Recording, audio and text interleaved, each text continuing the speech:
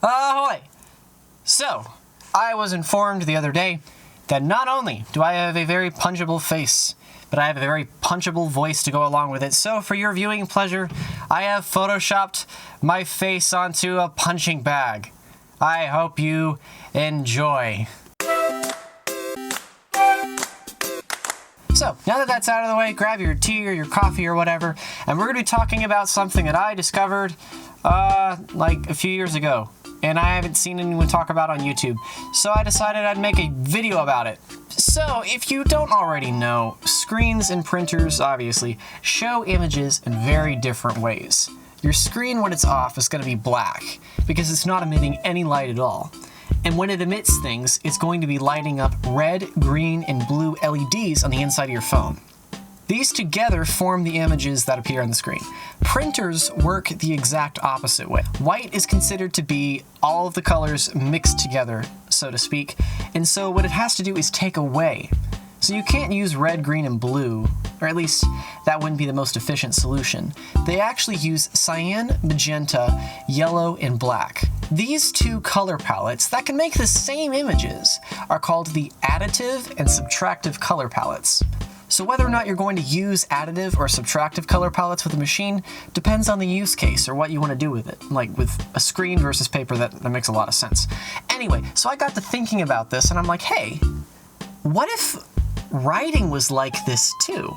And that started me on this big rabbit trail that I am now going to unpack to the best of my ability. So I'm going to describe the additive writing process as follows.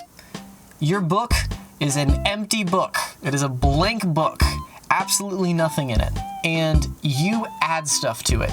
You add characters, you add scenes, you add scenarios, you add descriptions.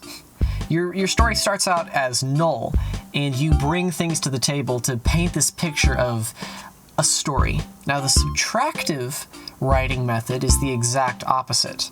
The assumption is that everything that could possibly happen is probably happening within your story. And when you write things down, you're actually limiting people's options. I know that sounds a little strange, but regardless of what technique you use, usually you'll end up with a story that might be hard to tell the difference between the two. But I'll explain what I'm coming from. Hard-built stories can kind of be seen as where you're coming at it from a lorical perspective. When you put a lot of effort into making sure everything works with everything else, you've got a lot of background, there's a lot of development that probably isn't going to make it into the story. While soft world building, to a greater extent, is we've got an emotion, a formula, an idea that we're trying to pin down. And so we've only got so much space. We're going to take away as much as we can to make sure that you get the right idea.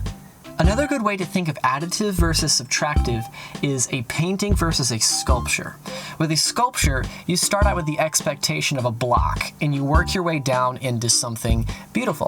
But with a painting, you start out with a blank canvas, and you add paint, you add ink, you add whatever you want to make it into something beautiful. Now, why would you want to use one of these methods over the other one? Well, there's a few reasons. One of them is you're writing a book. Let's just be honest here. It's not really possible to do subtractive writing on film. With film, it's a deeply visual experience. You are lighting up pixels on a screen, and that's creating the illusion of motion in people's heads. There isn't a lot to leave to the imagination. Now, that's not to say that it can't be done. There's a lot of things that aren't explained in films, and they want you to come to your own conclusions. And we'll talk a little more about that later. But all in all, if you want an ideal place to write about this stuff, if you want an ideal place to write a subtractive story, it's going to be in a book. I'd like to point out the SCP Foundation as a great example of a medium that knows exactly what it is and takes advantage of it. Oftentimes, they only tell you enough about the SCP to get a general idea of what it is, and then they let your imagination go rampant. They censor out text so you can fill in the gaps yourself. They include appendices with use cases so you can only imagine what kind of stuff they did to figure out what they know about these creatures. It's a very engaging experience, and that's the beauty of the subtractive system. The additive system really allows people to look at the author and go, dang it, they put a lot into that. But the subtractive system allows you to look at it and go, I wonder what I can bring to the table. I wonder what I can add to this story. And it's really the primary way to connect with your audience's imagination. If you want them to fill in the gaps, that's how you do it. Another reason why you might want to choose one or the other is genre. Now, genre may seem like another name for setting, but it really isn't. If you look into it, a genre is more or less the set of expectations the audience comes into a story bringing. Typically, if you say romance, the audience is going to expect some kind of romantic subplot. If you say mystery, they're going to expect some kind of mystery to solve. Horror, they're going to want to be scared.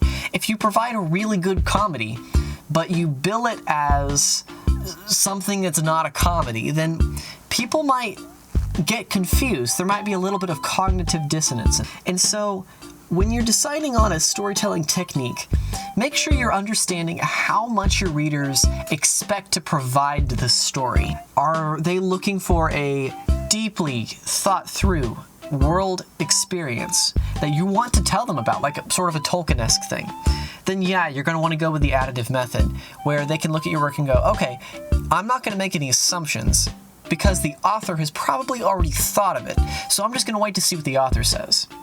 However, if you're wanting to write something a little more surreal, perhaps horror, where the scariest thing is what your imagination provides, or maybe mystery, where you want people to be able to connect the dots as you slowly narrow down options over the course of a story, that might need some subtractive techniques. But I'm going to just go out and say, I think every story uses both to some degree. I don't think you can write an exclusively additive or an exclusively subtractive story. I think they work together to make beautiful, well-written tapestries of work. But understanding the core distinction between these can lead to writing being a little more clear as you continue. Now, it is important to know what would be better for each moment. There are some cases in which it needs to be additive, and some cases in which it probably would be better or needs to be subtractive. For example, you really don't want your audience to have to reread anything. That's super duper annoying, especially if they make an assumption because you allowed them to use their imagination to fill the gaps, and then later on in the story, you rely on it for plot reasons, and no, the audience could not have come to their own conclusions. And now they have to go back and reassociate all that context with what they took for granted. You don't want them to have to do that. Personally, sometimes I like to imagine funny scenes with characters. Like, if I think something's funny, I'm going to pause the book and I'm going to think about it and I'm going to go, hey, that's a funny. And then I'm going to move on, but I don't know. But maybe that's just me. I don't know. Now, there's more I want to talk about writing. In fact, there's actually a subject very similar to this that I want to talk about in the future, but that's going to have to wait. This video is already getting kind of long. So if you don't mind, I'd recommend you subscribe or like or comment or just, I don't know, what are all the cool kids doing on YouTube? Anyway, thank you for watching. I hope you had a good time. And I'm gonna see you guys, I don't know when I see you next. Okay, bye guys.